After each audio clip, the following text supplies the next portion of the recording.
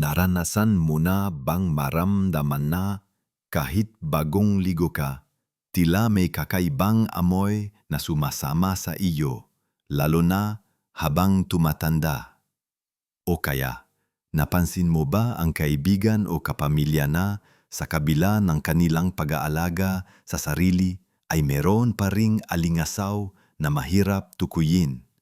Hindi po ito tungkol sa kakulangan ng pagliligo, kundi sa isang bagay na halos 99% ng mga tao ang nakakalimutan pagdating sa paglilinis.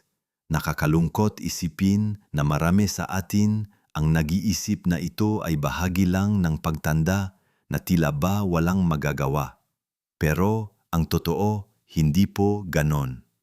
May tunay na dahilan kung bakit nagkakaroon ng kakaibang amoy ang ilang nakatatanda at hindi ito ang nakasanayan nating iniisip.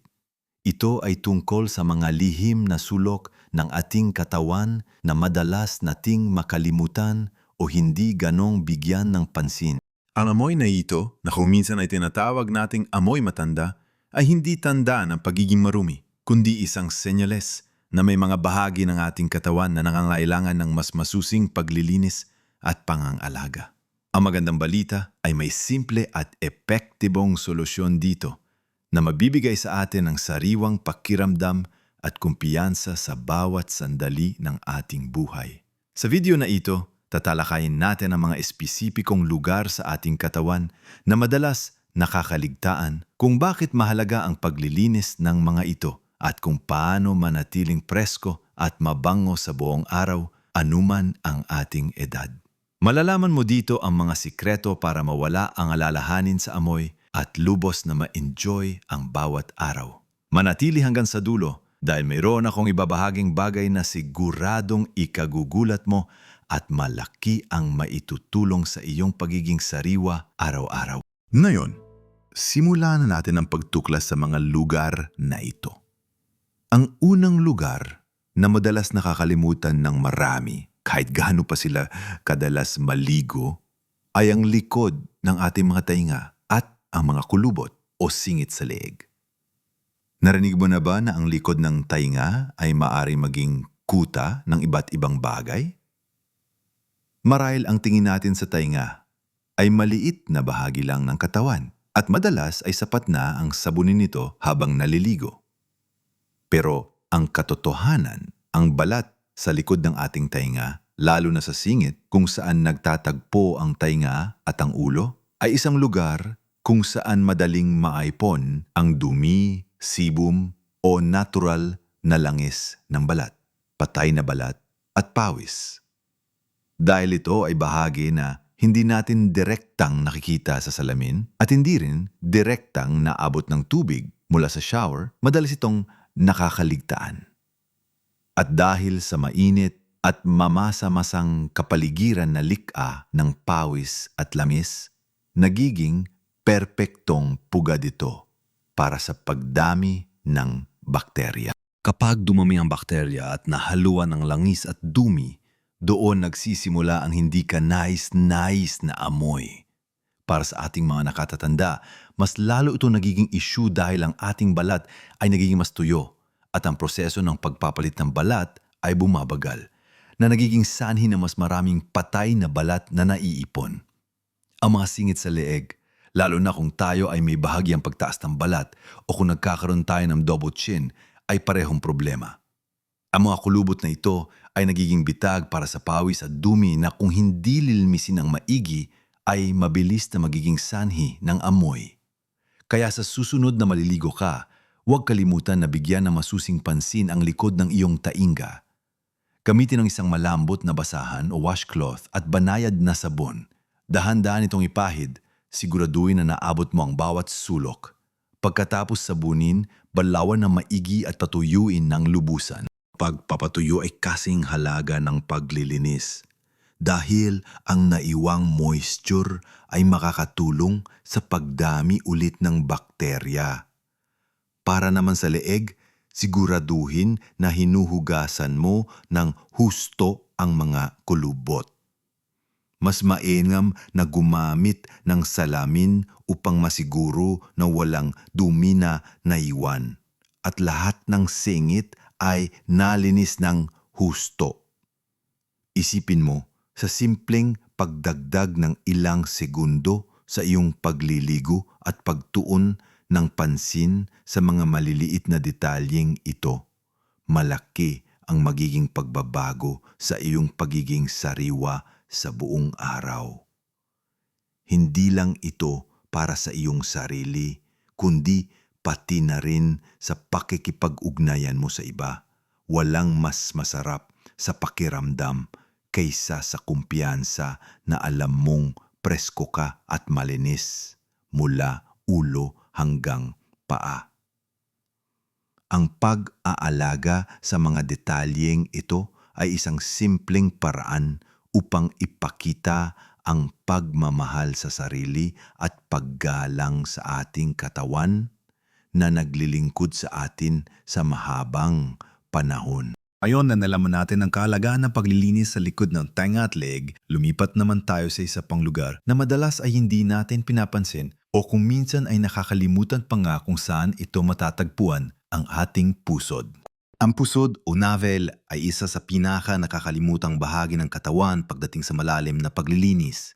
Akalain mo, ang malit na butas na yan ay maaaring maging pinakamalaking taguan ng dumi at bakterya sa iyong tiyan. Isipin mo, ang iyong pusod ay parang isang malit na bulsa sa gitna ng iyong tiyan. Sa bawat araw na dumipas, dumi, lint mula sa damit, patay na balat, pawis at langis ng katawan ay unti-unting naiipon sa loob nito. Dahil sa hugis nito na parang balon at ang kakulangan ng direktang sikat ng araw at hangin, nagiging ideal na kapaligiran nito para sa pagdami ng bakterya.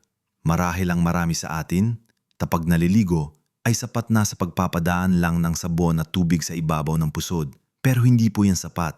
Para sa ating mga nakatatanda, ang balat sa paligid ng pusod ay maaaring maging mas kulubot o lumubog na nagpapahirap sa paglilinis at nagpapaalala ng pag-ipon ng dumi.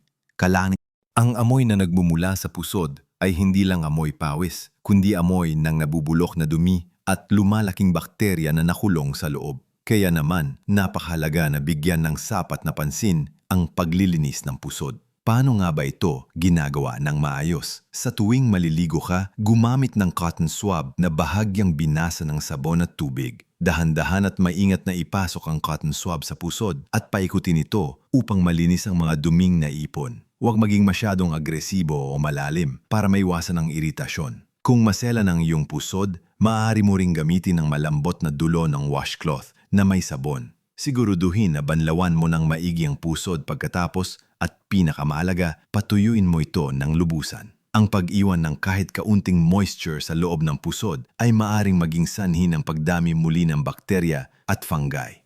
Kung napansin mo na may masamang amoy, pamumula o discharge sa iyong pusod, maaring ito ay sinyales na impeksyon at mas mainam na kumonsulta sa doktor. Ang paglinis ng pusod ay isang simpleng hakbang na maaaring magpabago ng iyong pakiramdam ng pagiging sariwa sa buong araw. Isa itong maliit na detalye na malaki ang epekto sa pangkalatan mong amoy at kumpiyansa. Huwag mo hayaan ng simpleng paglimot sa pusod ay maging dahilan na hindi ka nais-nais na amoy.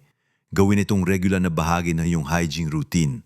Ngayon pagkatapos ng ating pusod, dumako naman tayo sa isa pang lugar na madalas pinagmumula ng amoy at problema sa hygiene, ang pagitan ng ating mga daliri sa paa at sa ilalim ng ating mga kuko.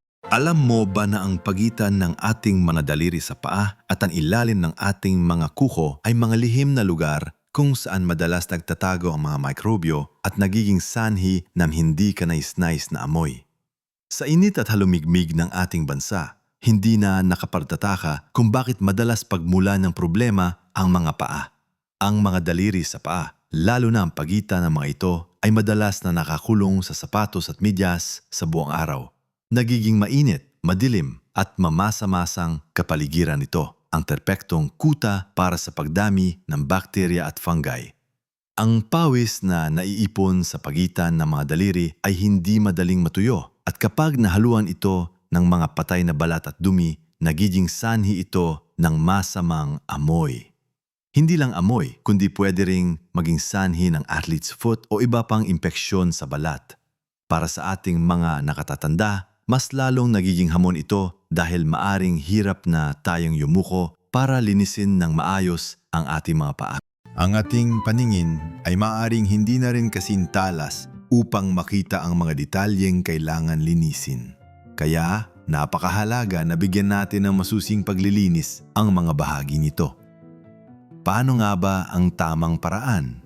Sa tuwing maliligo, siguraduhin na gamitin ang iyong mga daliri o washcloth upang malinis ng husto ang pagitan ng bawat daliri sa paa. Huwag magmadali. Gumamit ng sabon at dahan-dahang ikuskos upang matanggal ang dumi at pawis. Pagkatapos magsaboy ng tubig, ang pinakamalagang hakbang ay ang pagpapatuyo ng lubusan ng mga paa, lalo na ang pagitan ng mga daliri. Maaari kang gumamit ng malinis na tuwalya at dahan-dahang idiin sa pagitan ng mga daliri upang masipsip ang lahat ng moisture. Kung maaari, pagkatapos maligo at bago, magsuot ng medas at sapatos, hayang makahinga ng kaunti ang iyong mga paa. Maaari kang maglagay ng kaunting baby powder o foot powder sa pagitan ng mga daliri para makatulong sa pagpapanatili ng pagiging tuyo. Ngayon naman dumako tayo sa ilalim ng mga kuko. Ang ating mga kuko, lalo na sa paa, ay nagsisilbing tagwa ng dumi at bakterya. Sa bawat paglakad o paghawak ng mga bagay, maaring makapasok ang dumi at iba pang foreign particles sa ilalim ng kuko. Kapag hindi ito regular na nilinis, nagiging kuta ito ng mikrobyo at pwede ring maging sanhi ng amoy bukod pa sa pagkalat ng sakit. Para sa mga kuko sa paa, mas lalo itong mahalaga dahil mas madalas na nakakakuha ng dumi mula sa sahig o lupa. Bukod pa rito, ang ating mga kuko ay maaaring maging mas makapal o mas mahirap putulin habang tayo ay tumatanda na nagpapahirap sa paglilinis sa ilalim nito. Ang tamang paglilinis ay ang paggamit ng nail brush o isang malinis na nail file na may malambot na dulo. Dahan-dahan itong ipasok sa ilalim ng kuko at kuskusin upang matanggal ang dumi. Siguraduhin na regular kang napuputol ng kuko at gawin itong short at malinis para maiwasan ang pagdami ng dumi. Kung napapansin mo na may kulay o hindi ka nais-nais na amoy ang iyong mga kuko o may pamumula sa paligid nito, maaaring ito ay senyales ng fungal infection at kailangan ng konsultasyon sa doktor. Ang paglilinis ng pagitan ng daliri sa paa at sa ilalim ng kuko ay isang malaking kontribusyon sa pagpapanatili ng iyong pagiging presko at malusog. Hindi lang ito tungkol sa amoy, kundi pati na rin sa pag-iwas sa mga sakit at impeksyon. Isipin mo, ang mga paa mo ang nagdadala sa iyo sa bawat hakbang ng buhay. Bigyan mo sila ng tamang pag-aalaga at atensyon na nararapat sa kanila. Ngayon na nalaman natin ang mga tips para sa ating mga paa, dumako naman tayo sa isa pang aspeto ng ating katawan na may malaking kinalaman sa ating pagiging sariwa, ang ating anit at buho. Alam mo ba na ang kalusugan ng iyong buho at anit ay may malaking epekto sa iyong pangkalahatang pagiging presko at amoy? Madalas nating iniisip na sapat na ang araw-araw na pagliligo at paggamit ng pabango para manatili mabango, pero ang anit at buho ay isa sa mga pangunahing pinagmumulan ng amoy na kadalasan nakakaligtaan. Ang anit ay parang isang extension ng ating balat at tulad ng balat sa ibang bahagi ng katawan, naglalabas din ito ng langis o sebum, pawis at patay na balat. Kapag ang mga ito ay naiipon at nahaluan ng alikabok at dumi mula sa kapaligiran, nagiging perpektong lugar ito para sa pagdami ng bakterya. Ito ang sanhi ng pagiging malangis ng buhok at ang hindi kanais-nais na amoy na kung minsan ay nagmumula sa ulo. Para sa ating mga nakatatanda, maaring may mga pagbabago sa buhok at anit na nangyayari. Maaring maging mas manipis ang buhok o maging mas tuyo o malangis, depende sa hormonal changes. Dahil sa pagiging manipis, ang iba ay nag-aatubiling maghugas ng buhok araw-araw sa takot na mas marami itong malagas. Pero ang totoo, ang hindi sapat na paghuhugas ang mas nagiging sanhi ng problema. Ang amoy na nanggagaling sa anit ay naiba sa amoy ng katawan at ito ay madalas na mas kapansin-pansin, lalo na kung tayo ay lumabas o kung mainit ang panahon. Paano ba natin naaalagaan ang ating anit at buhok para manatiling presko? Una, ang regular na paghugas ng buhok ay napakahalaga. Hindi mo kailangang maghugas ng buhok araw-araw kung hindi ito kailangan. Lalo na kung tuyo ang iyong anit. Pero siguraduhin na naghugas ka ng buhok nang hindi bababa sa 2 beses sa isang linggo. O mas madalas kung ikaw ay madaling pawisan o kung malangis ang iyong buhok. Pangalawa, gumamit ng mild at angkop na shampoo para sa iyong uri ng buhok at anit. Iwasan ang mga shampoo na may malalakas na chemical na maaaring makairita sa anit. Sa paghuhugas, hindi lang buhok ang dapat hugasan, kundi pati na rin ang anit. Dahan-dahan itong imasahe ng iyong mga daliri, hinikuko, para matanggal ang dumi at excess oil. Siguraduhin na banawan mo ng lubusan ang buhok at anit para walang matitirang residue ng shampoo o conditioner. Ang mga naiwang produkto ay maaari ring maging sanhi ng pagdami ng bakterya. Pangatlo, ang tamang pagpapatuyo ng buhok ay kasing halaga ng paghuhugas. Huwag hayang matulog na basa ang iyong buhok dahil ang moisture ay nagiging sanhi ng pagdami ng fungi at bakterya. Kung gumagamit ka ng hairdryer, siguraduhin na hindi masyadong mainit ang setting at may sapat na distansya sa iyong anit. Mas mainam na hayaan itong matuyo sa hangin kung may sapat kang oras. Pang-apat, maging maingat sa mga produktong ginagamit sa buhok. Ang labis na paggamit ng hairsprays, gels o mousses ay maaaring maging sanhi ng pag-ipon ng produkto sa anit na nagiging sanhi ng amoy. Linisin din ang iyong mga suklay at brush ng regular. Ang mga ito ay nakakakolekta ng dumi, patay na balat at langis mula sa iyong buhok at kung hindi lilinisin, ibabalik lang nila ang mga dumi sa iyong bagong hugas na buhok. Sa paggawa ng mga simpleng hakbang na ito, hindi lang magiging masariwa ang iyong buhok at anit, kundi makakatulong din ito sa pangkalahatan mong pagiging mabanggo. Malaki ang epekto ng malinis na buhok at anit sa iyong kumpiyansa at sa kung paano ka nakikipag-ugnayan sa mundo. Ngayon na na-discuss na natin ang kahalagahan ng paglilinis ng anit at buhok, lumipat naman tayo sa isa pang mahalagang bahagi ng ating katawan na may malaking kinalaman sa amoy at pangkalahatang kalusugan, ang ating bibig at oral hygiene. Ang kalusugan ng ating bibig at ang pagiging sariwa ng ating hininga ay napakahalaga pagdating sa pangkalahatan nating amoy at kumpiyansa. Marahil ang tingin na marami sa atin ay sapat ng pagsisipilyo ng ngipin, pero ang totoo, mas malalim pa ang oral hygiene kaysa doon. Ang bibig ay kuta ng milyon-milyong bakterya. Habang tayo ay tumatanda, ang ating laway ay maaari maging mas kaunti na nagiging sanhi ng dry mouth. Ang dry mouth ay hindi lang nagpapahirap sa paglunok at pagsasalita, kundi nagiging sanhi din ito ng pagdami ng bakterya na nagbubunga ng masamang hininga na kilala natin bilang halitosis. Hindi lang ngipin ang may kinalaman dito, kundi pati na rin ang dila, gilagid at maging ang ating mga pustiso o dentures. Ang mga naiwang pagkain sa pagitan ng ngipin, sa dila o sa mga gilagid ay nagiging pagkain ng bakterya. Kapag nabubulok ang mga ito, lumalabas ang sulfur compounds na siyang sanhi ng masamang amoy. Para sa mamay pustiso, kung hindi ito lilinisin ng maayos, maaari ring maging kuta ito ng bakterya at fungi na nagiging sanhi ng amoy hindi lang sa pustiso, kundi pati na rin sa bibig. Paano nga ba natin naalagaan ng husto ang ating bibig para manatiling sariwa ang ating hininga at maiwasan ng amoy? Una, ang tamang pagsisipilyo ay napakahalaga. Hindi lang dapat nipin ang sipilyuhin, kundi pati na rin ang dila. Ang dila ay may mga bitak at patay na balat kung saan madaling maipon ng bakterya. Gumamit ng tongue scraper o ang likod ng iyong toothbrush na mayroon ding panglinis ng dila. Pangalawa, ang paggamit ng dental floss o interdental brush ay kasing halaga ng pagsisipilyo. Ang floss ay nakatanggal ng mga pagkain at plaque sa pagitan ng nipin na hindi maabot ng toothbrush. Ito ang mga naiiwang pagkain na siyang sanhi ng amoy at pagkabulok ng nipin. Pangatlo, kung gumagamit ka ng pustiso, siguraduhin na regular mo itong nililinis. Ugasan ang pustiso pagkatapos kumain at ibaba dito sa solution na inirekomenda ng iyong dentista sa gabi. Huwag itong hayaang matuyo. Linisin din ang iyong gilagid at dilagamit ang malambot na brush habang wala ang pustiso. Pang-apat, ang paggamit ng mouthwash ay makakatulong, ngunit tandaan na ito ay pansamantala lamang. Hanapin ang mouthwash na walang alcohol para maiwasan ang pagkatuyo ng bibig. Ang pinakamabisang mouthwash ay ang regular na pag-inom ng tubig upang manatiling hydrated at matulungan ang paglabas ng laway.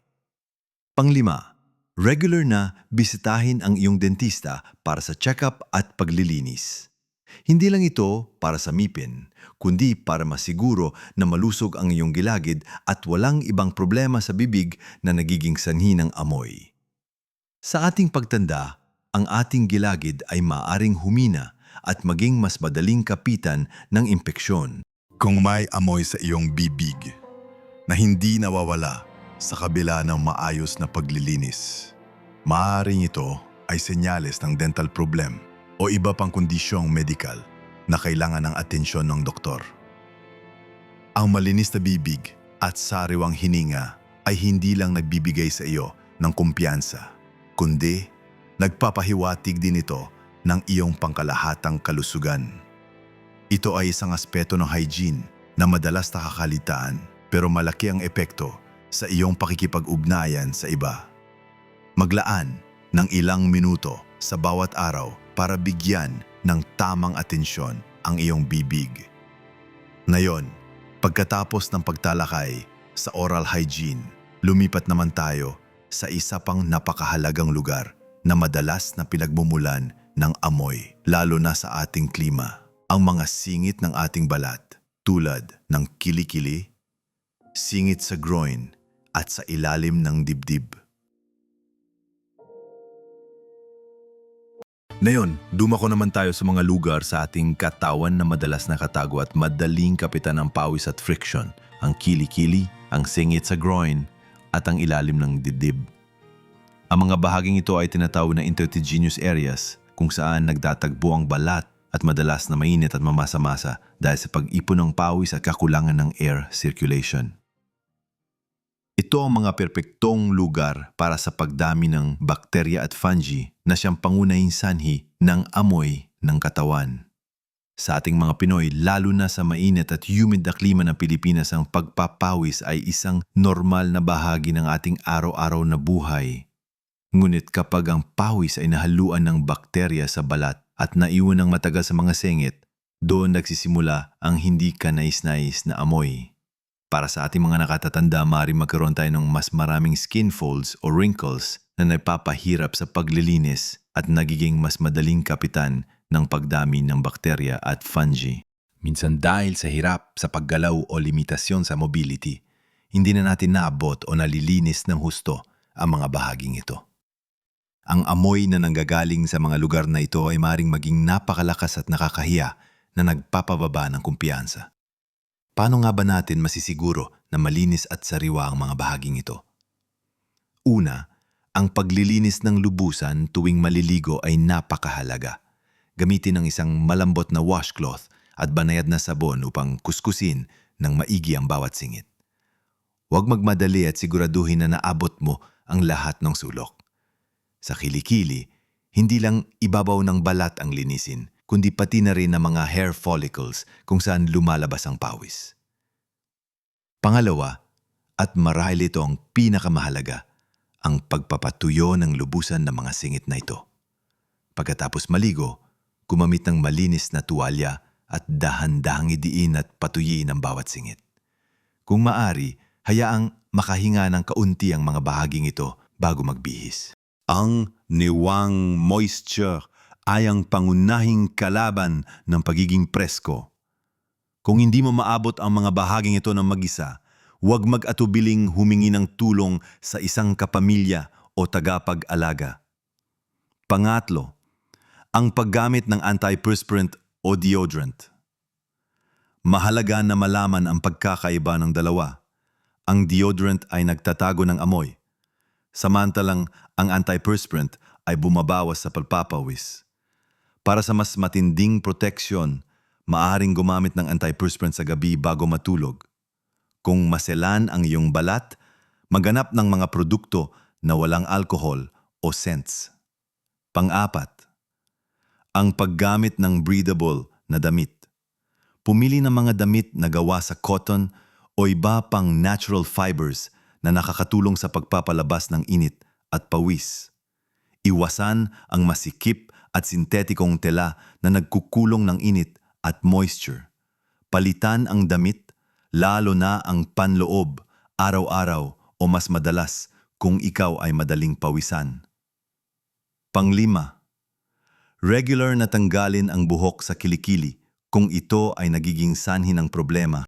Ang buhok sa kilikili ay maaaring maging bitag para sa pawis at bakterya na nagpapalala ng amoy. Ang paglilinis ng mga bahaging ito ay hindi lamang tungkol sa amoy, kundi pati na rin sa pag-iwas sa mga skin irritation, rashes at fungal infections na karaniwan sa mga mainit at mamasa-masang singit. Sa pagbibigay ng sapat na atensyon sa mga bahaging ito, masisiguro mo na mananatili kang presko at komportable sa buong araw, anuman ang iyong ginagawa.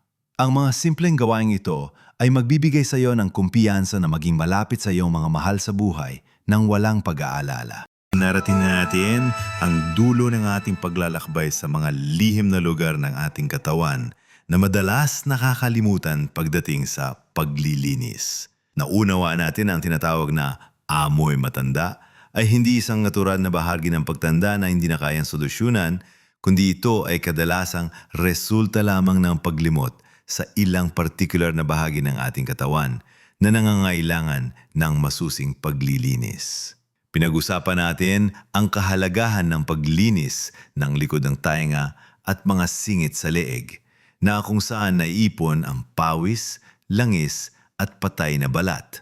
Napag-alaman natin na ang pusod ay hindi lang simpleng butas sa tiyan, kundi isang pugad ng dumi at bakterya kung hindi lilinisin ng wasto. Tinalakay din natin ang kritikal na papel ng pagitan ng mga daliri sa paa at ang ilalim ng mga kuko sa pagpapanatili ng pagiging presko, lalo na sa ating mainit na klima. Hindi rin natin nalimutan ang anit at buhok, kung paano ang tamang paghuhugas at pagpapatuyo ay makakatulong upang maiwasan ang amoy.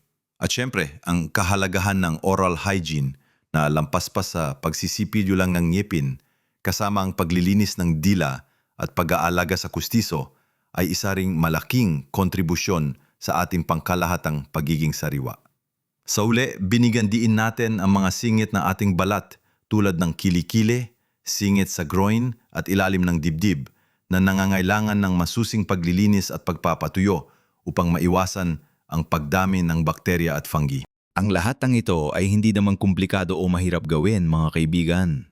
Ang bawat isa sa mga tip na ibinahagi natin ay simpleng pagbabago lamang sa ating pang-araw-araw na routine sa pagliligo. Hindi ito nangangailangan ng mamahaling produkto o malaking oras. Ang kailangan lang ay kaunting dagdag na atensyon at kamalayan sa mga bahaging madalas nating makalimutan. Ang pagiging malinis at sariwa ay hindi lang para sa ating sariling pakiramdam ng ginhawa, kundi isa rin itong pagpapakita ng respeto sa ating sarili at sa mga taong nakapaligid sa atin. Walang mas masarap sa pakiramdam kaysa sa kumpiyansa na alam mong presko ka at malinis, anuman ang iyong edad. Huwag mong hayaan ng maling paniniwala o ang paglimot sa maliliit na detalye ay maging sanhi ng pagbaba ng iyong kumpiyansa. Tandaan, ang pagtanda ay isang biyaya at ang bawat yugto ng buhay ay may sariling ganda at hamon. Ang pagiging sariwa at mabango ay bahagi ng pagmamahal sa sarili na makakatulong upang lubos mong ma-enjoy ang iyong mga gintong taon. Ang mga maliliit na pagbabago ay maaaring magdulot ng malaking ginhawa at ligaya sa iyong buhay. Isipin mo na lang ang mga sandali na makakapag-bonding ka ng mas malapit sa iyong mga apo, anak at kaibigan nang walang anumang alalahanin sa amoy. Ang pag-aalaga sa ating katawan ay isang tuloy-tuloy na proseso. Ang bawat tip na ibinahagi ko ay isang paalala lamang na ang pagiging malinis ay higit pa sa nakikita ng ating mga mata. Ito ay tungkol sa holistic na pag-aalaga na nagpapatibay sa ating kumpiyansa at nagpapabuti sa ating kalusugan. Naway maging inspirasyon ito upang maging mas mapagmasid at mas detalyado sa ating personal na hygiene. Kung mayroon ka pang ibang tips o karanasan na gusto mong ibahagi patungkol sa pagpapanatili ng pagiging sariwa, huwag magatubiling mag-iwan ng komento sa ibaba. Gusto naming marinig ang iyong mga saloobin at matuto mula sa iyong mga karanasan. malaki ang maitutulong nito sa iba pa nating mga kababayan na naghanap din ng solusyon sa problemang ito. Kung nakatulong sa iyo ang video na ito, pakiusap, bigyan mo kami ng like at mag-subscribe ka sa aming channel para sa mas marami pang helpful na content na idinisenyo para sa ating mga nakatatanda. Ang iyong suporta ay nagbibigay sa amin ng inspirasyon upang patuloy na magbahagi ng mga kaalaman at tips na makakatulong sa iyo upang mas lalong maging masigla at malusog. Maraming salamat sa panonood. Tandaan, magbuhay ng masigla at maligaya sa anumang edad.